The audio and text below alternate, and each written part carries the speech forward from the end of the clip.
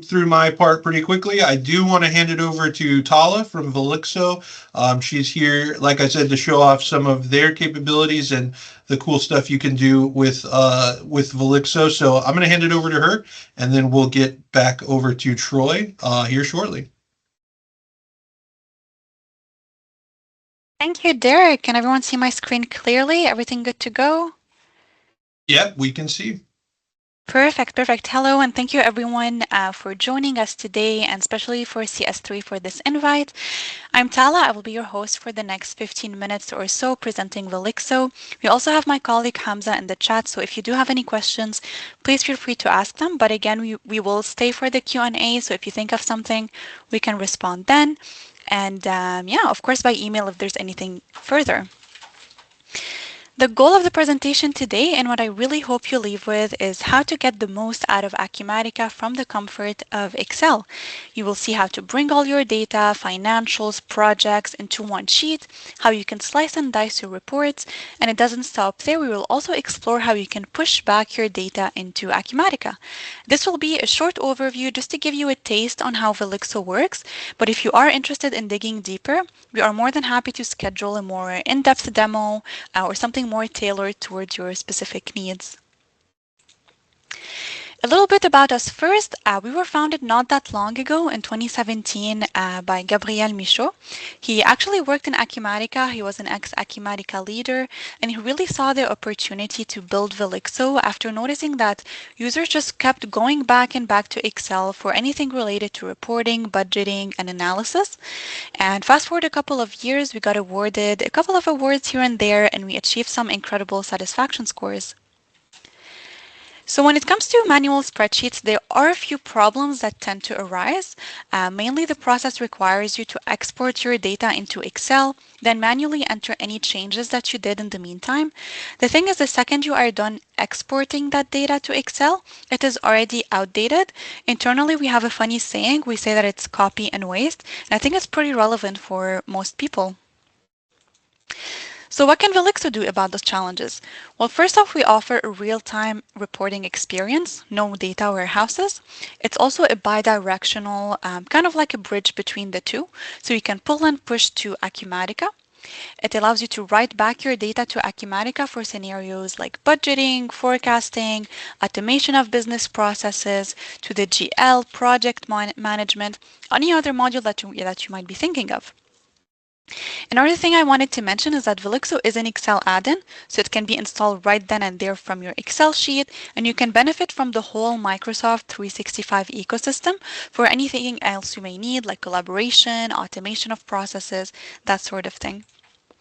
Another thing I wanted to mention before we move forward, and a question you might be asking yourself is, well, what about the learning curve? Velixo is fully self-service, and the highlight is you don't really need to be a programmer to use Velixo. It's just based on how comfortable you are with Excel. But of course, we have some options in case you need additional training or you are looking for it. I know CS3 has some options, and we do as well internally. Another thing is you do have access to samples to get you started, and these are stuff that we'll explore in just a couple of seconds.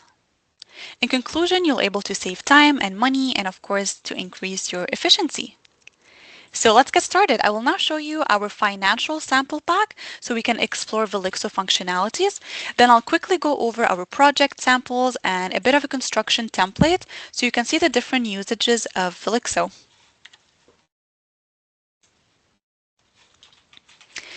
All right, so first things first, now that we're in an Excel sheet, the way to download Velixo is simply from your Home tab. You can click on Add-ins and then follow the instructions to download Velixo. You'll end up with this new tab over here called Velixo NX and a ribbon of all of the new functionalities you now have access to. Before we can do anything, I'm going to click on our connection manager over here in our ribbon on the left. This allows you to connect your sheet to Acumatica. You'll notice on the right there's this site panel that's showing me that I'm already connected into one instance. But if I didn't have anything, I just need to follow the instructions, and anything that you will need is found from your Acumatica login page. So in terms of URL, tenant, and credentials. And by doing so, we're also ensuring that all the levels of privacy and authorizations are copied from Acumatica. I wanted to open a small parenthesis just to say that we do not store any of your data. So even if you choose remember credentials, Velixo will not be storing that data internally. In our case, we're connected to one instance, but if you have multiple companies or multiple tenants, you want them all to be consolidated onto one workbook, you can manage it right there from your connection manager. What you're looking at right now is our financial pack, and of course we have our P&L, a trailing profit and loss, profit dashboard, cash flow statement, the very famous trial balance, a cash flow forecast, so on and so forth. But if you'll notice over here in the ribbon in our help section, there's a button called Download Report Templates. So you'll find all of our templates over there. I'll actually click on it a bit later on during the presentation just to show you how it looks like. You also have access to support. If you have any ideas you want to submit, everything can be found right there from Excel. So let's go back to our first P&L sheet so we can explore some of the other functionalities. Before we can do that, I just wanted to click on the plus button right there just to show you the Velixo formulas that have been embedded but hidden, and they are functioning in the background. So for example, every time I hit enter, there's that green circle that's going to pop in, and it's going to ensure that we are in sync with Acumatica and bringing you the most up-to-date and accurate data. Of course, you can also just simply click on refresh, whatever you think is better for you. Let's just hide it again. And if you have multiple branches, you can just toggle back and forth depending on which P&L you are looking to take a look at. Moving on to our next feature, this is going to be drill down. It allows you to look at the source transactions behind the cells. So for example, a manager wants to know why my total expenses was this high, or maybe I just have an audit. I can simply select the cell, click on drill down, which is going to create a sheet with all of the transactions that have been involved. Let's just give it a second, and there we go. You'll notice that all of the transactions here in column B are in blue because they are also hyperlinks that connect directly to Acumatica. So if you need further details, let's say for travel transaction, you can simply click on the hyperlink, which is going to show you more details, and you can dig even deeper if need be. All right, moving on to the next feature that we have over here. Another helpful tool is distribution lists. If you are using Outlook and you want to send, let's say, one or multiple sheets to someone, or maybe you just simply need to save a copy of your report in your desktop, this tool is going to be very interesting. So when I click on New List, it's going to generate a template such as this one, except in our case, it's pre-filled for demo purposes. And let's say, for example, you want to share the reports that have been mentioned over here, maybe our P&L or a consolidated version, and I want to send it to everyone over here in column E. Once the template is prepared, you can run it the way you want. What I mean is, let's say you need to send those reports on a monthly basis. You don't need to actually save a copy of the Excel sheet, open Outlook, attach an attachment. You really don't need to do that because everything is being in sync in the background. So you just need to click on Distribute All, and everyone will receive the most up-to-date information. Moving on to the next feature. We will now take a look at how we can push our data from Excel back to Acumatica. This will be right back. So we have templates that are ready to go for journal transactions, budget, and project forecast. But of course, you can also leverage any of the existing Acumatica import scenarios. This allows you to create those multiple records in Acumatica from one or just a couple of clicks. And then of course you can choose if you need to, you want it to just automatically update, or you just prefer to have a layer of defense where you need to, a second layer of approval before you make any changes. So let's take a look at two examples that we have here. In that case, for example, we have our budget right back, and maybe our sales revenue has been modified from 10 to maybe 15%. We are very optimistic. We hit enter, choose which release method we want, and in that case, if it's automatic, just click on perform write back, and then the changes will be made. Another example will be here for the insurance accrual. In that case, we need to calculate revenue over here times our GL rate on cell C9. And in that case, in that example specifically, we only have 5 branches. But imagine you need to do it for like 10, 15 branches on a monthly basis. It could be time consuming. So let's say we need to change our GL rate. Let's move it from 3 to 4, hit enter. That's all it takes to modify our insurance and therefore the GL entry. In our case, we chose the automatic release as no, so it's going to add a layer of defense first. So when I click on perform write back, I just need to open back Acumatica and confirm any changes that were made. Now that we took a look about a little bit about the core functionalities of Velixo in our financial sample pack, I wanted to show you our report sample, our project samples. So similarly, we have, of course, here a dashboard just to give you a quick high-level metrics of projects. You can filter between status, project director, start date, whatever you prefer.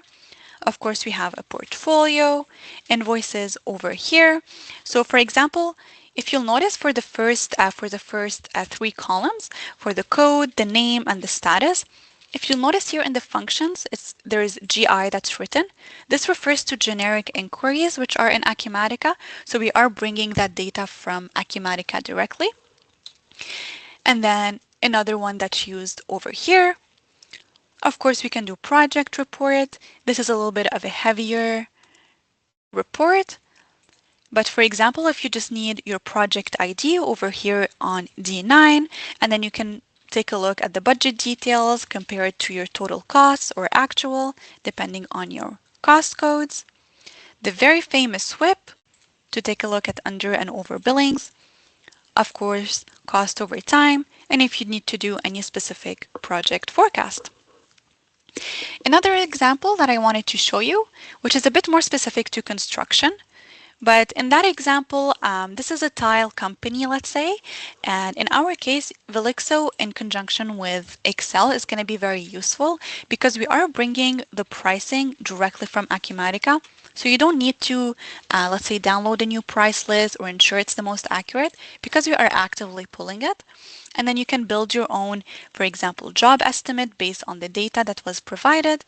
Let's say you want to send it to a client, and after approval, just push whatever data you need to back to Acumatica using the universal write back that we introduced just a couple of seconds ago. You can also send that job estimate, for example, using the distribution list, which we explored briefly just before. If you recall, during the beginning of the presentation, I mentioned that you can find those templates online using our help section. So I'm going to click on it now just to show you where you can find it. But essentially, you'll see here we have templates for our profit and loss, balance sheet, basically most of the stuff that we just explore, but just in more details or more advanced. You also have our samples folder, and you can take a look at those examples over here. As we are getting a bit close to our 15 minutes mark, I just wanted to wrap things up by saying Velixo is quite versatile and it can be really a game-changing tool when it comes to your reporting.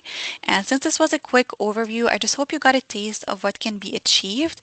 And if you do need a more in-depth demo, you have any specific ideas or requirements you want us to take a look at, please feel free to reach out to CS3 or ourselves, and we'll be happy to arrange something that is more tailored to your own needs.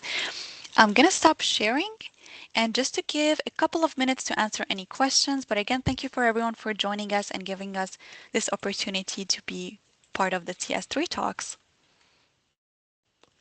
Yes, Tyler, thank you for joining us. As a marketing person, there are few things that I appreciate more than comprehensive data in a visually appealing format. So I think Velixo is very cool. I wish that there were tools that I could use for my, my marketing responsibilities that were like Velixo. But there's not, unless you guys are working on something and you want to. Maybe one day, Derek. Maybe one day. Well, I know that was a quick overview. I really encourage you guys, if you're curious about Velixo or if you feel like this is something that you could really see some return on, definitely reach out to Tala. Where can they reach out to you at? What would be a good way to get in touch? Yeah, sure. I mean, they can reach out to anyone at CS3 will be able to contact you that way, or even by email. I can share my email with you, Derek, if you want towards the end, and then we can share it with all of the attendees. Yeah, absolutely. Thank you again, Paula. That was a great look at Velixo and everything it can do with your reporting and data. So with that being said, I am going to hand it on over to Troy. Just a little note before I do. I know Troy's been having some camera difficulties.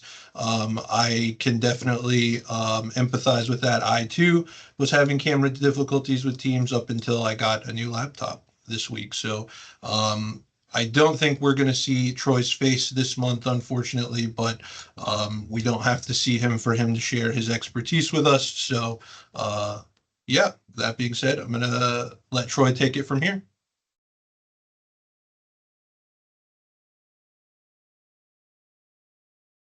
Can you hear me now, Derek? We can. Excellent. And I believe you can see my screen too. I can. Awesome. So I got to say, Velixo is awesome. We've written like 1,500 reports now using Velixo, and it's a very intuitive and useful tool if you're familiar with Excel. So please, if you have any desire to look into it or you want more information, reach out to us because I love talking about Velixo. In that same kind of vein, one of the colleagues that we were working with recently suggested a TED Talk that I went and watched. And I thought it was very interesting, a thought experiment to think of your system as a colleague. Najia Yusuf does the TED Talk on YouTube. If anybody's interested, I put the link in the bottom here.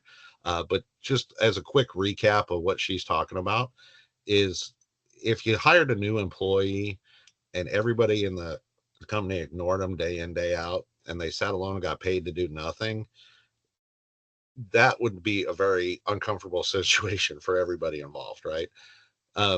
If you think of your system that way, it kind of helps shift your perspective a little bit, right?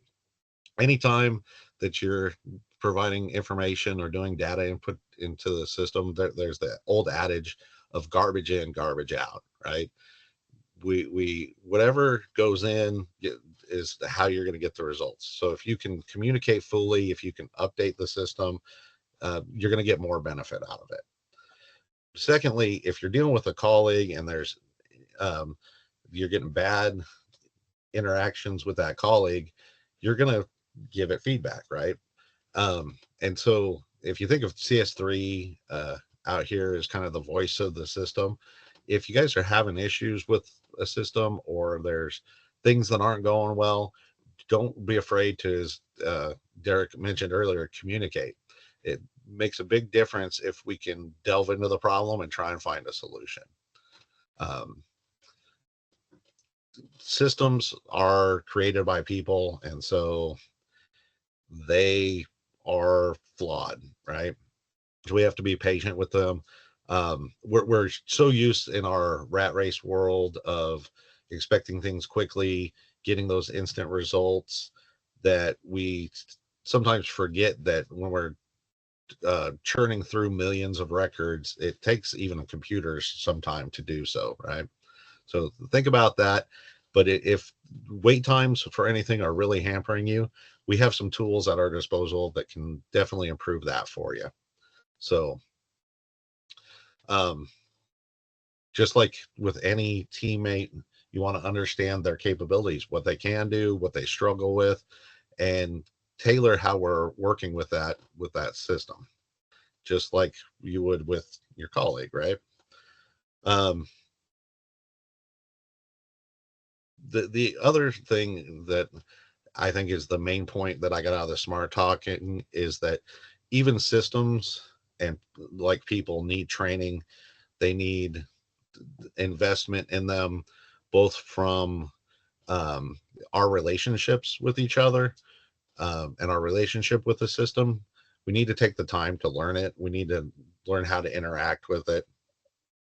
And we need to go through the process of update. I know updates are no fun for anybody, but there's always benefits in those new features and things that are being done in those updates. So definitely there is value that's being returned in those time and investments of interacting with it. Najia actually talks about putting calendar meetings on there, and it's a little more touchy feely than probably I, as maybe an engineering mindset, like to think of. But if you take time out to learn about your system and what it can do, and you start to see those benefits coming back, it's a much more pleasant experience for everybody. All right, so that was just a little thought processing bit, and then we're going to move on to talking about some of the stuff that you guys are probably interested in here, if I can ever get my screen to move. There we go. So one of the main topics that we wanted to talk today was budgeting. A lot of our customers have this out of the box from Acumatica, but you may not be currently using it in the system. And so the general basics of budgeting is that you can use a flat file. If you've got a budget spreadsheet today, you can create a template and upload that into Acumatica.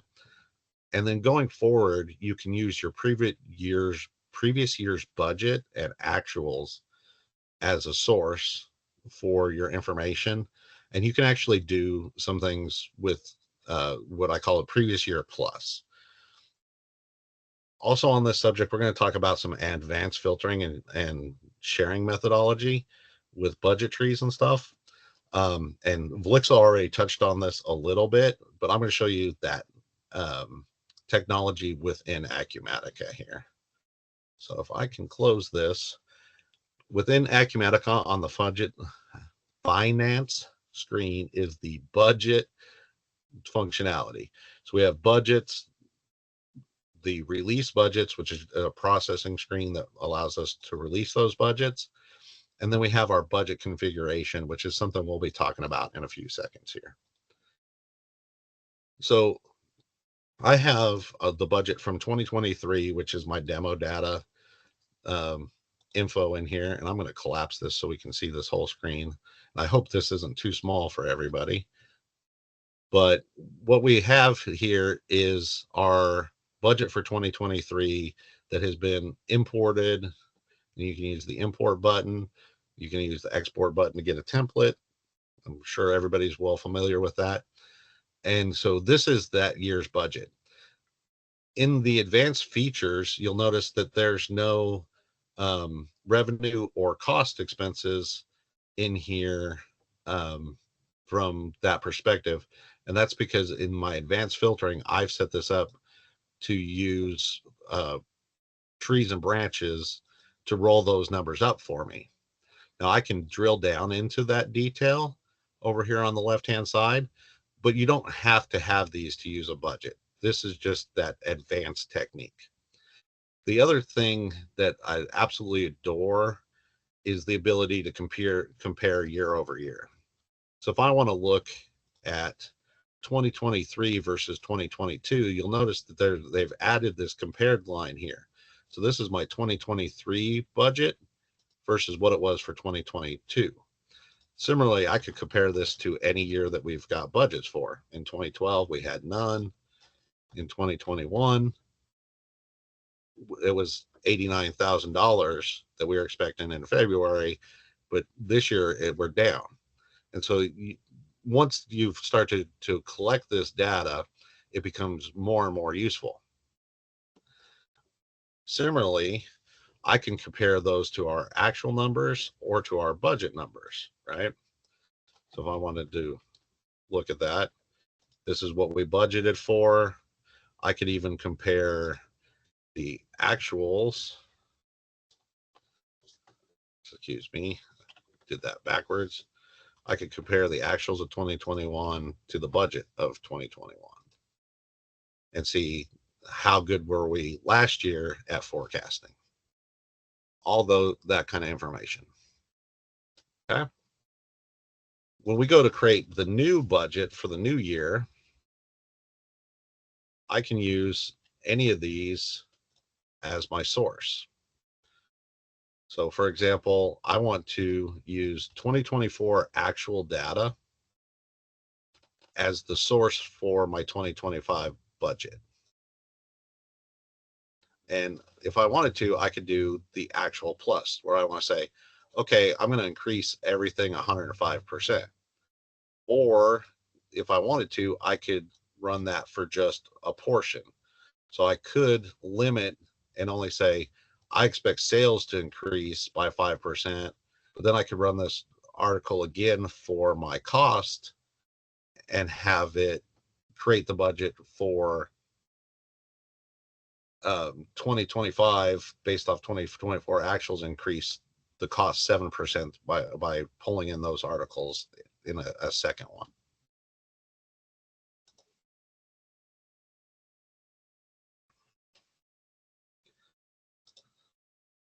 And so with that, I have my starting budget numbers. Then I can export this out. I may want to send it out to a bunch of different people, and then pull that back in. Or I can even, in my budget configuration over here, I can create different branches and then configure who can access those branches. So maybe I only want the department heads for each of my departments to have access to their individual department. So I can create department branches, that kind of stuff. And so you could get really granular and have a lot of different trees and leaves, as we call our branches and leaves, as we call them in this. You can get as complicated or as simple as you want with all of this. So that was kind of my high level spiel on, if you're not using budgets, why? Because at the end of the day, the whole goal with our budget is to be able to go in here and run a profit and loss or a balance sheet or a cash flow and compare actuals to budgets. And I don't know why that comes up that way, because that was not the right one. Oh, because I did 2024, not 2023, dummy. My bad. And it's still not right. Anyway, that's what happens with my demo data. I made a mistake somewhere. Anyway, the next thing that I kind of want to talk to everybody about involves pricing. In the system, Acumatica has a lot of different levels of pricing.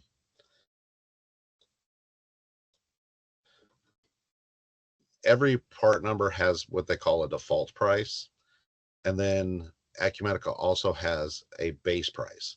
So within the inventory master of your stock and non-stock items, you have a default price, which can be overridden by a base price, and then a promotional price, and a customer class price.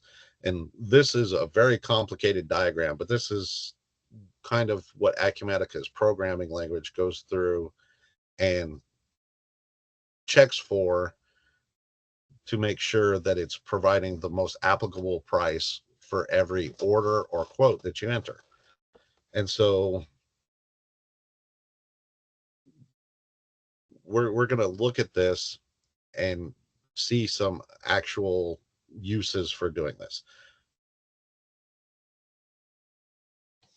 Within our sales price, you have your base price. So if we just pull up my AA computer, which is the lovely default inventory part we like to use for demos, the base price in the system is $500. If I am this particular bartending customer, I get a price break at 3 units. I start paying $475. So same thing happens for the AA customer. Now, if a customer has been defined as being a wholesale customer, they're going to pay $475 with no price break. But with a price break, they'll pay $450 if they buy 3 or more units. And that's really what this screen is telling us. And it seems super complicated, but the system will manage that for us. Now, I could also come in here and create a promotional price. That would be a one-off promotional price that maybe we're running a sale from July 1st to July 4th because we want to have a Independence Day flag sale or something, right? And so this will, wow, Troy, then give a promotional price during that period. And if it's outside that period, it will revert back to your normal pricing.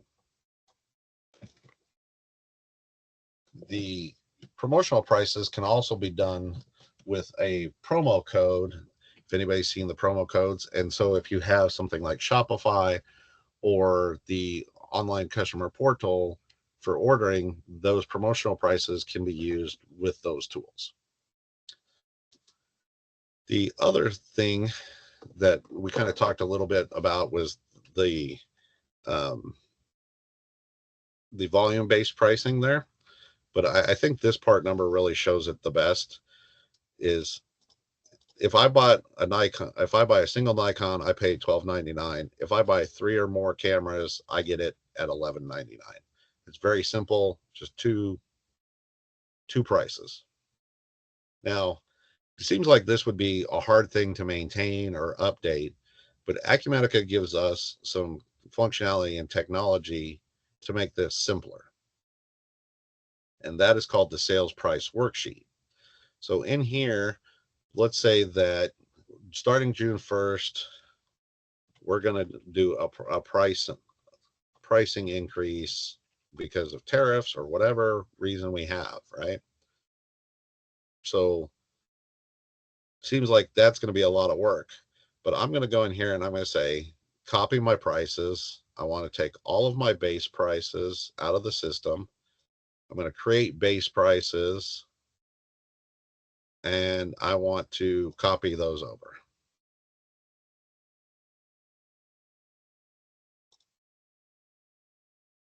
And why did you not pull anything in? Add them all.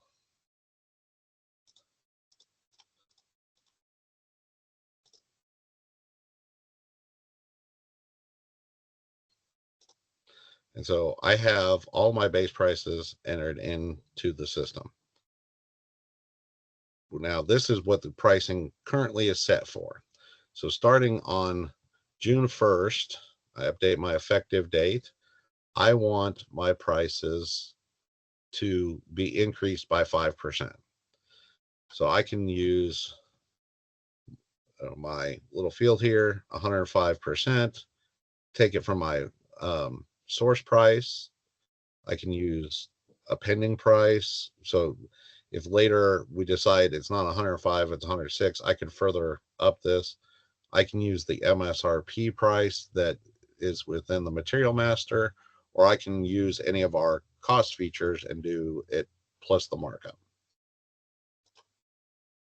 And so when I update this, all of my pricing that is going to go into effect is based off of that current price plus 5%. I can even come in here and say, well, this one really needs to be $43. We don't want that to be rounded off to $1, so we'll do $1.50. But I can still make edits to this after I've pulled that information in. When I remove this from hold, when I release it,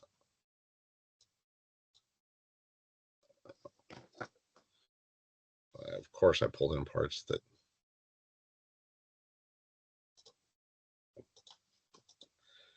never fails that something goes wrong during a demo. Okay.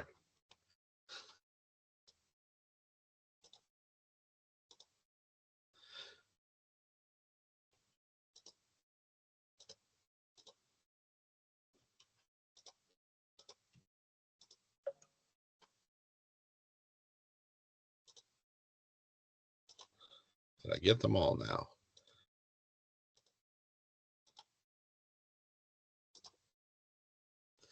When I release this pricing, I will update the current prices. And so when we go back to our sales price screen here, you'll notice that it has set the expiration date on the existing prices. And so if I pull up my AA computer,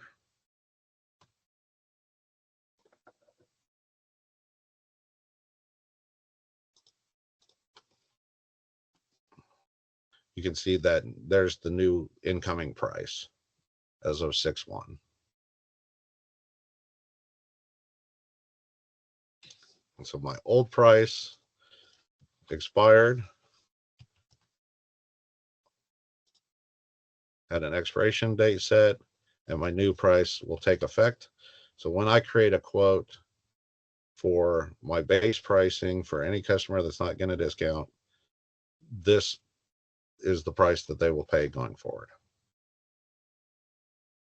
And so I hope that kind of give you an idea of some of the things that you can kind of do with pricing and the and how it might improve your processing. The most exciting thing that I want to talk about today is called AP document recognition. I'm sure that everybody's familiar with going in and creating a bill in the system and typing in a bunch of information. There is some functionality with AP document recognition that will allow you to take a PDF version of a document that you've received a bill from a customer, maybe via Outlook, maybe you got a Excel version and you do print to PDF from that, or any other way that you want to do it, including running paper documents through a scanner for it to create that PDF. Now, Acumatica you can drag and drop files to Acumatica. You can have it monitor your Outlook inbox, AP inbox, or you can use the Outlook add-in and attach those documents to that way. No matter what your source or how you want to get those documents in, eventually they'll come into this incoming document screen. And so you can see here, I've got a bill that came from my go-to vendor that's got some information in it. I can tell the system to use OCR to read that bill, and then it runs through a AI engine to go through and determine some info. So it was able to figure out that this is the vendor. Oops, I didn't mean to click that. Anyway, it was able to read this as the vendor, is able to parse the address and assign my location.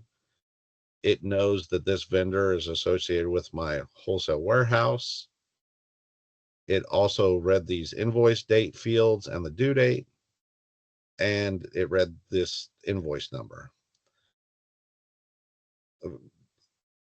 Additionally, it was able to go in and assign the information about the laptop. It couldn't find this particular part number.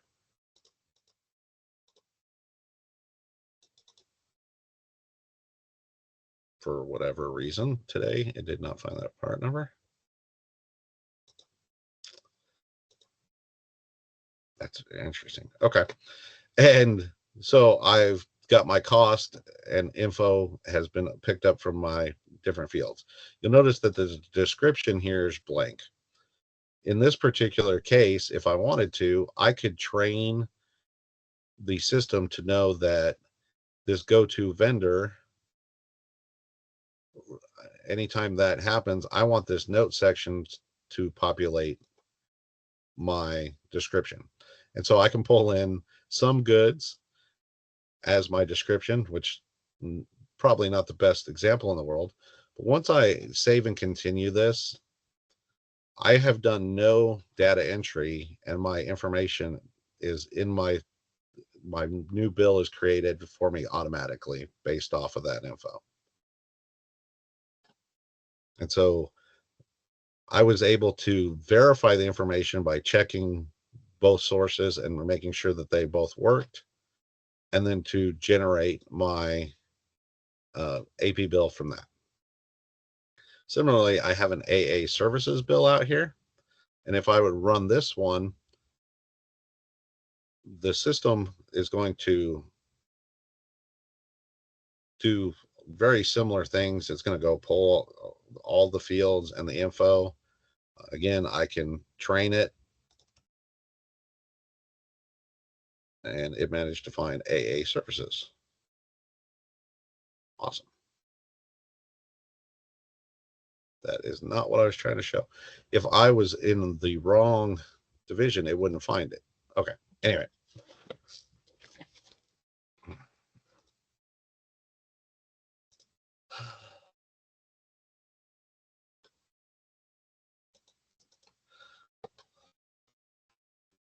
So this is the other thing why I did a second version of this. You'll notice this particular bill and this does not have a project link to it. One of the new things that just came out in 2025 R1 is the ability for it now to recognize the projects and assign AP bills to the correct project in the system, which is a great benefit.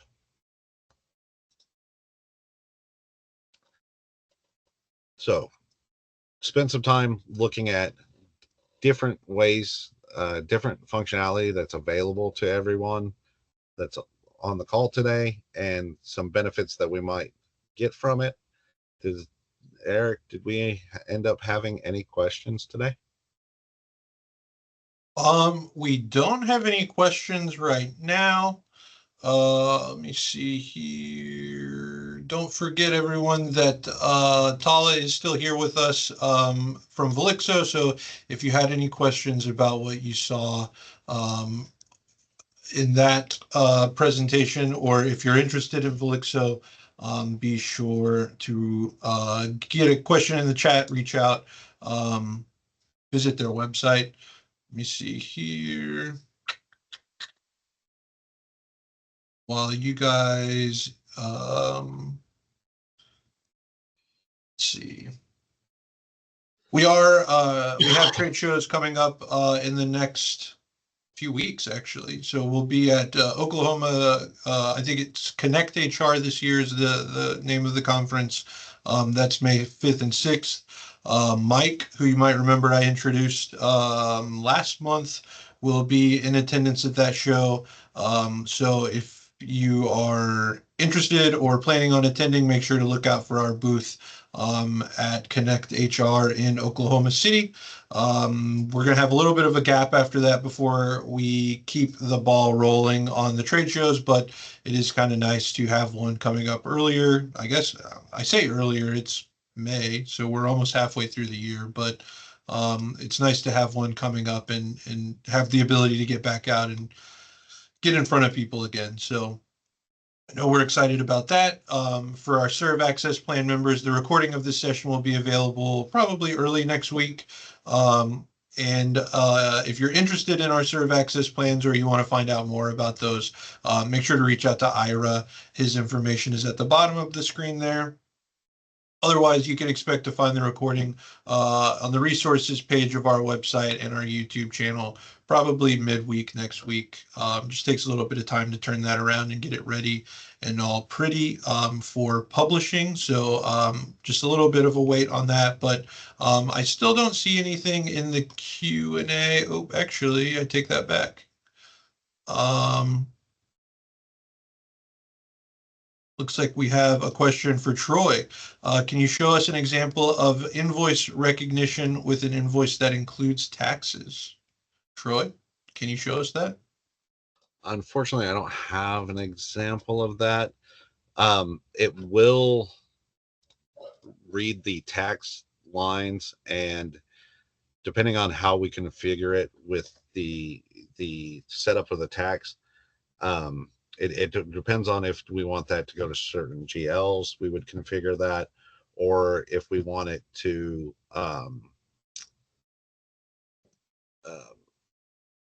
be a use tax scenario, then there's a way to point it towards use tax as opposed to just a GL account line that it would enter.